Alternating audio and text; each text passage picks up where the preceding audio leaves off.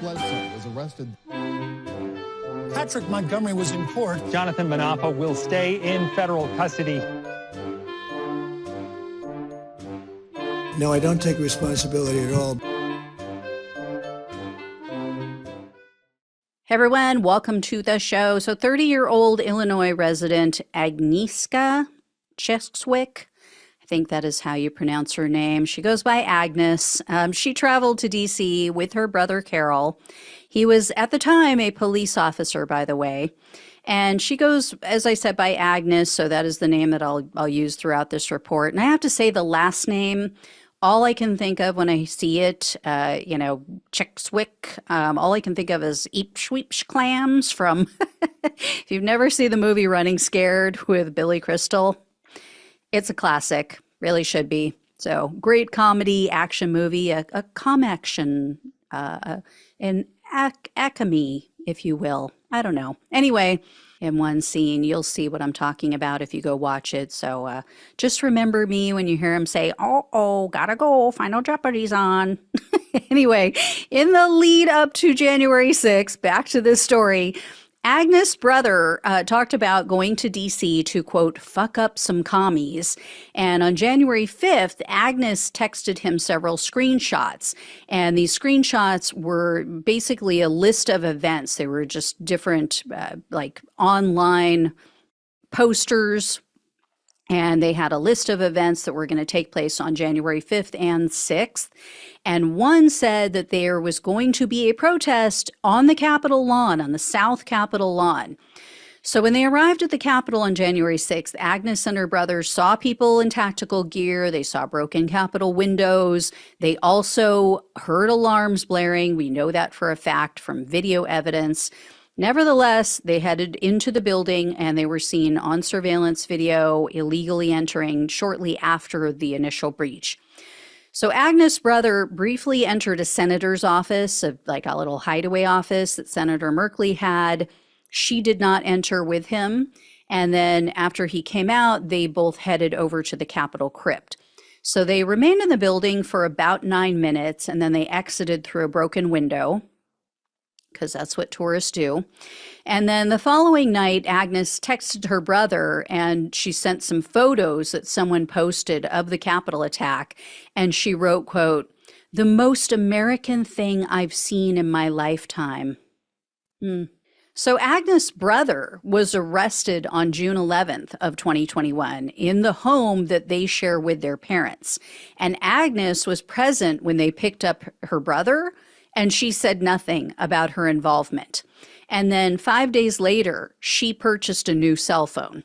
And she switched to a completely different type of device, and she didn't transfer any of her old data to the new phone.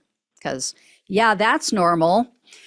So Agnes was arrested on January 19th of 2023, and she was charged with entering a restricted building or grounds, 2 counts of disorderly conduct, and parading or demonstrating in a Capitol. Agnes refused a plea deal. She opted for a jury trial with her brother.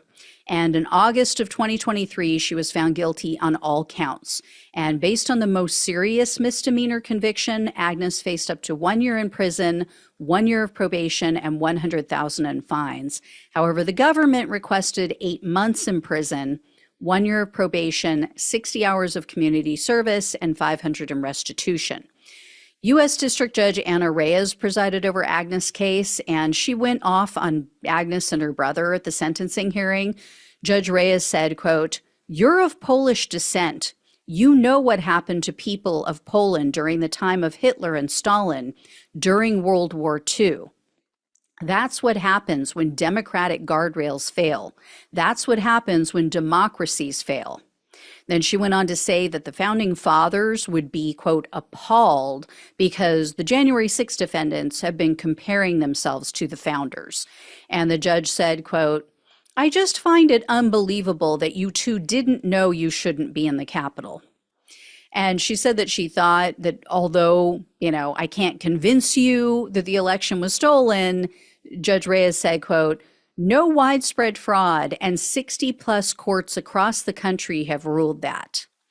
Sadly, her bark is far worse than her bite. Judge Reyes sentenced Agnes Chwiesiuk to only 90 days of home confinement, 3 years of probation, and $500 in restitution.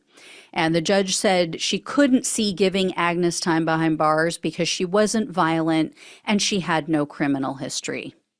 So, guess what this woman and her brother will probably be doing in November if they don't get their way again. The spoiled brats who weren't sufficiently punished for their first attempted insurrection will definitely be back. And I would get not giving her prison time if she had taken a plea deal, but wasting the court's time, wasting the jury's time on a trial when the evidence is so clear, when you have video evidence of what these people did, it's obscene. It's obscene to not give them any kind of prison time. This judge should be embarrassed.